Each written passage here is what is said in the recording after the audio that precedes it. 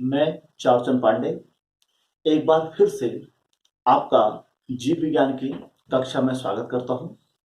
हमारी आज की कक्षा का जो शीर्षक है वह है ब्लड ग्रुप यानी कि रुधिर वर्ग।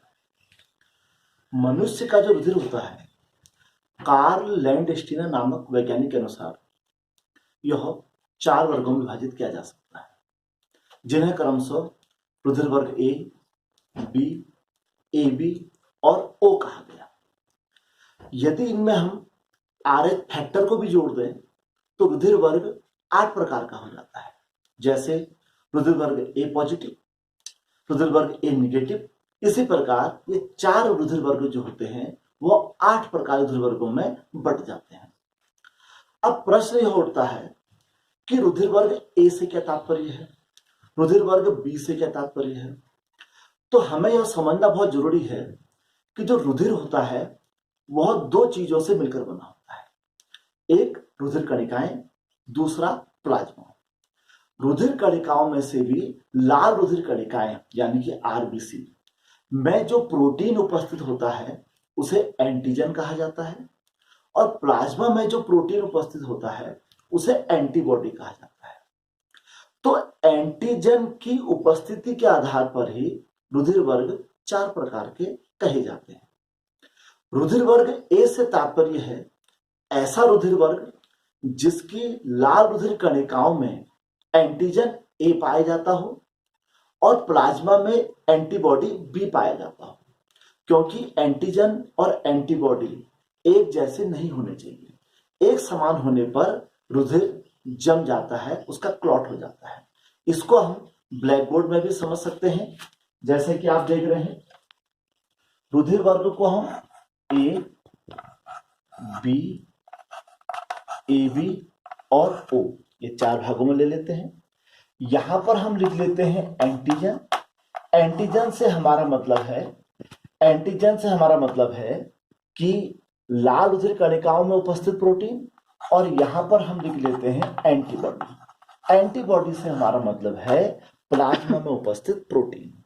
रुधिर वर्ग ए वह कहलाएगा जिसमें एंटीजन तो ए होगा किंतु एंटीबॉडी बी, ये जस्ट अपोजिट होनी चाहिए। रुधिर वर्ग बी वह कहलाएगा जिसमें एंटीजन तो बी होगा किंतु एंटीबॉडी जस्ट अपोजिट ए होगा। रुधिर वर्ग ए बी एक विशेष प्रकार का रुधिर वर्ग है जिसमें एंटीजन ए व बी दोनों प्रकार के होते हैं, परंतु इसमें एंटीबॉडी का अभाव होता है। रुधिर वर्ग ओ भी विशेष प्रकार का वर्ग है जिसमें एंटीजन कोई भी नहीं पाया जाता है किंतु एंटीबॉडी ए व बी दोनों प्रकार के पाए जाते हैं। अब इन ब्लड ग्रुप में एंटीजन और एंटीबॉडी से एक विशेष चीज हमको देखने को मिल रही है कि जो ब्लड ग्रुप ए बी है उसमें दोनों ही प्रकार के एंटीजन पाए जाते हैं। इसलिए जो रुधिर वर्ग ए बी होता है वह किसी भी ब्लड ग्रुप को अपना ब्लड ग्रुप ले सकता है। कैसे? क्योंकि इस पर दोनों एंटीजन उपस्थित होते हैं।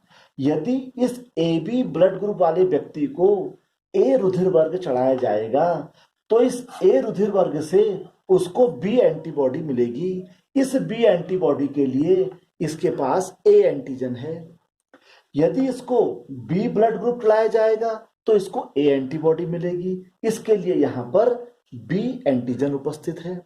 और यदि इसको ओ ब्लड ग्रुप डोनेट किया जाएगा तो इसके पास ए और बी 2 एंटीबॉडी पहुंचेंगी, और जबकि इसके पास दोनों एंटीजन मौजूद हैं।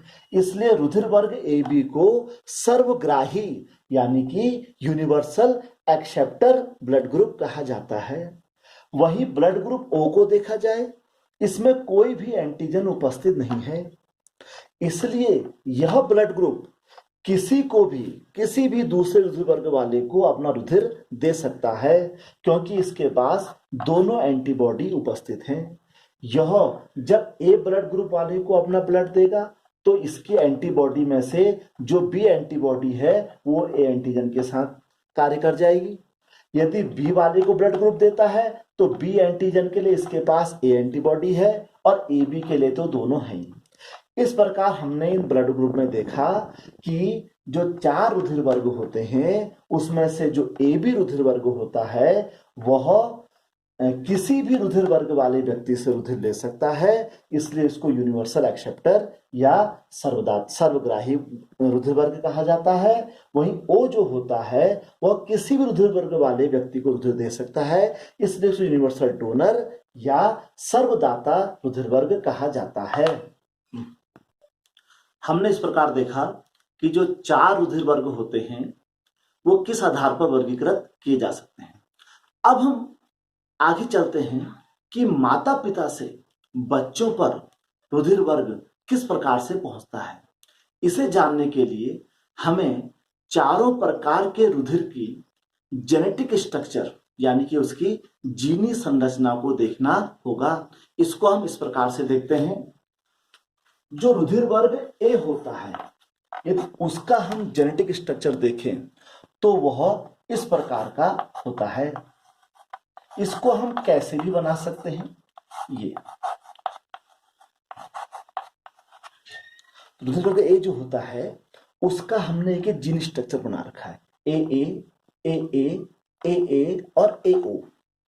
इसको हम ए की जगह पर आई भी कर सकते हैं या जो हमको अच्छा लगे वो हम यहाँ पर संकेत कर सकते हैं। उसी प्रकार जो बी का जेनेटिक स्ट्रक्चर होता है वह इस प्रकार से होता है।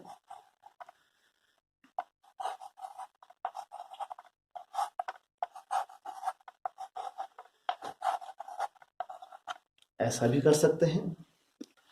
AB का जीन स्ट्रक्चर सिंपल, हम इसको AA और AB कर सकते हैं और O के जेनेटिक स्ट्रक्चर को हम AO और AO कर सकते हैं। अब इसमें ध्यान देने योग्य ये बात है, ये सिर्फ संकेत है, इसको हम अपने अनुसार बदल सकते हैं।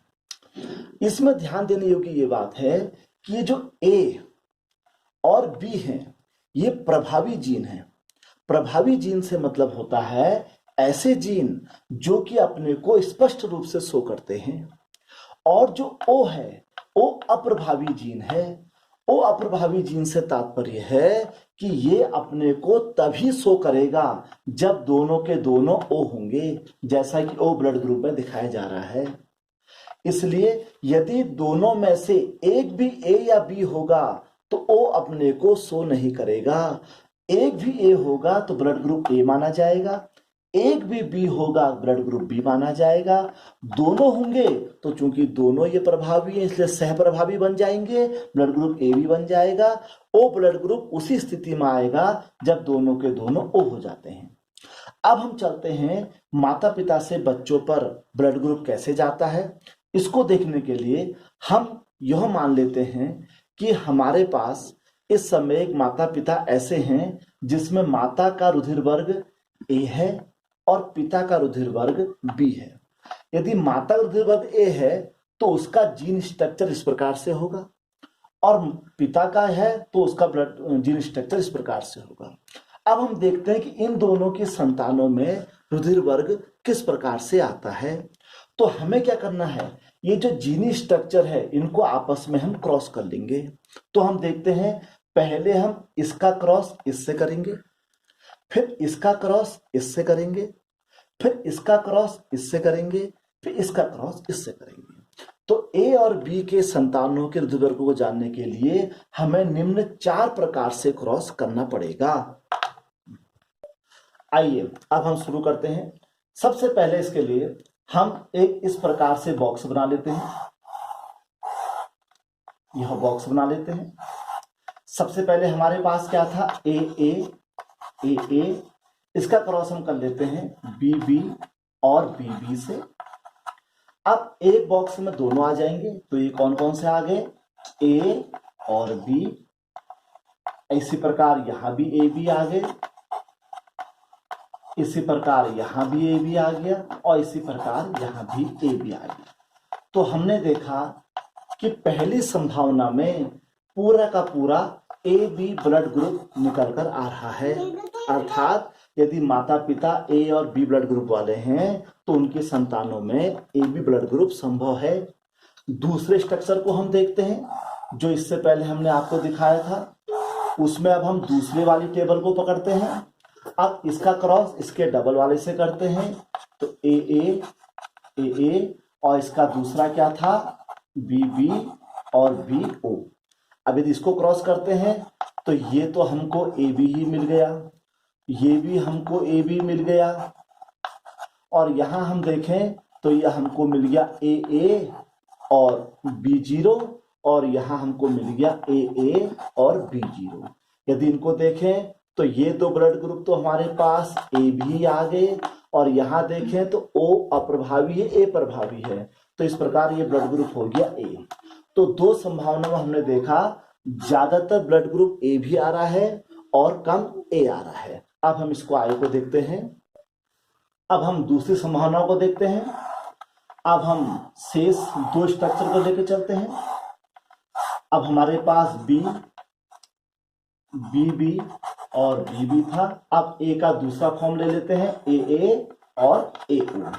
अब यदि यहां क्रॉस कराते हैं तो फिर हम देखते हैं कि हमारे पास फिर AB ब्लड ग्रुप बन के आ जाता है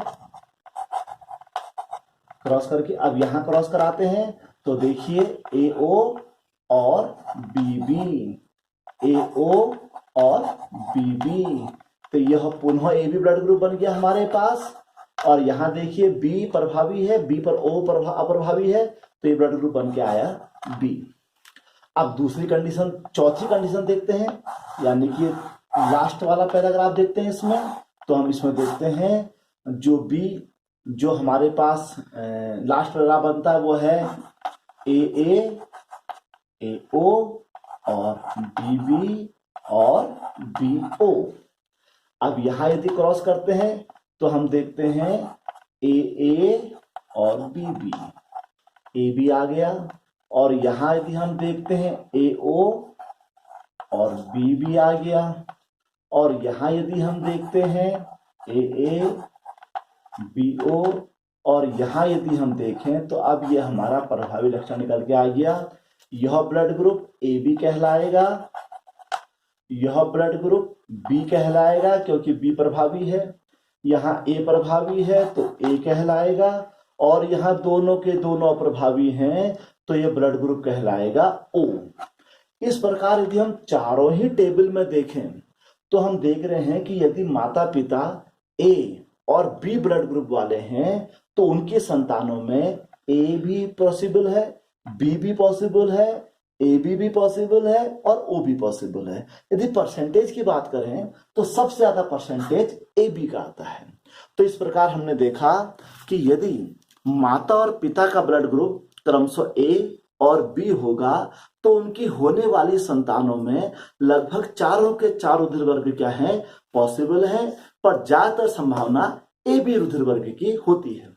इसी प्रकार हम और ब्लड ग्रुपों को भी इसी प्रकार से क्रॉस करके बता सकते हैं कि माता पिता से होने वाली संतानों में कौन कौन सा रुधिर वर्ग पॉसिबल है या कौन कौन सा रुधिर वर्ग पॉसिबल नहीं है। आपको हमारा आज का यह वीडियो कैसा लगा, इसे हमें बताने के लिए हमारे YouTube चैनल में जरूर जाइए। धन्यवाद।